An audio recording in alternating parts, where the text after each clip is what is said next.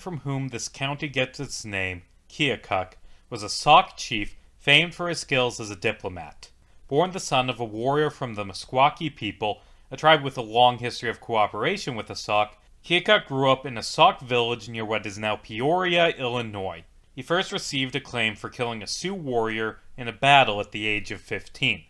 During the War of 1812, after hearing of an army of American troops traveling toward the Sauk people, the council who led the Sauk suggested abandoning their village, Saukenuk, and fleeing. Keokuk argued against fleeing an enemy whose numbers may have been exaggerated and led Sauk warriors into battle. Ultimately, the American soldiers took a different path, never encountering the Sauk. Keokuk was granted the rank of war chief for his bravery and skill as an orator. In 1824, he traveled to Washington, D.C. to negotiate treaties between the United States and the Sauk and Meskwaki. During this trip, Keokuk first realized how completely outmatched his people were in the face of the Americans, something that would define his actions as chief. Chief Keokuk fought off attacks from the Sioux throughout his life. In one instance, after learning the Sioux planned to attack his people while his men were off hunting, Keokuk rode alone into the middle of a Sioux camp. Brandishing a tomahawk before armed men, he announced that he knew of the Sioux's plans, calling them cowards and lying that the Sauk were ready for battle. The Sioux abandoned their plans for the attack.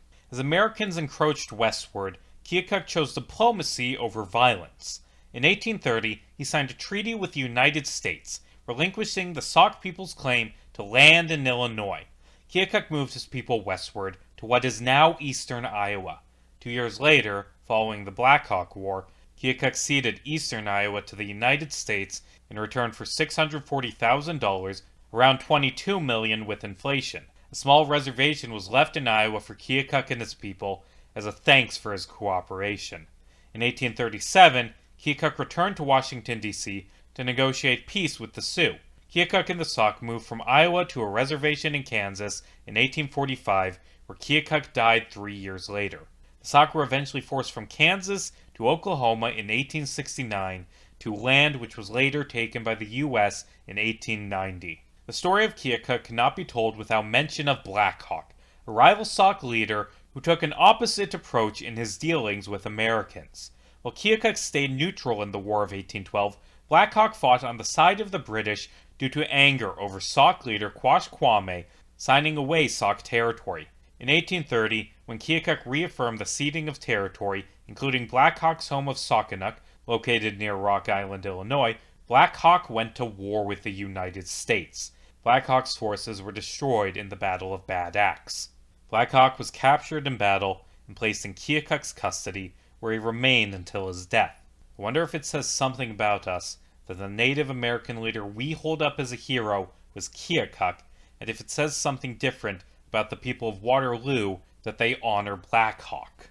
Chief Keokuk was a controversial leader. While some praised his intelligence and diplomacy, others despised him for handing away their homelands. Keokuk was accused of handing away land to increase his own wealth and status, and some suspect his death was due to poisoning from one of Black Hawk's men.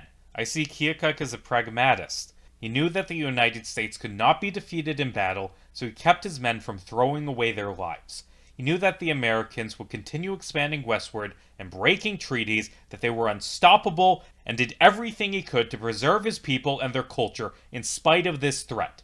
The Sauk people, now merged with the Meskwaki, are currently called the Sauk and Fox Nation. They have 3 reservations, located in Iowa, Oklahoma, and Kansas. One last oddity about Keokuk. In 1883, Caleb Davis, a judge and relic collector from the town named after Keokuk, dug up the chief's bones and kept them as a trophy. In 1913, Keokuk was reburied in a proper memorial. Except, in 1987, forensic evidence discovered that the skull belonged to a much younger man. Whose bones lie in that tomb is unknown, as is what happened to the real Keokuk skull.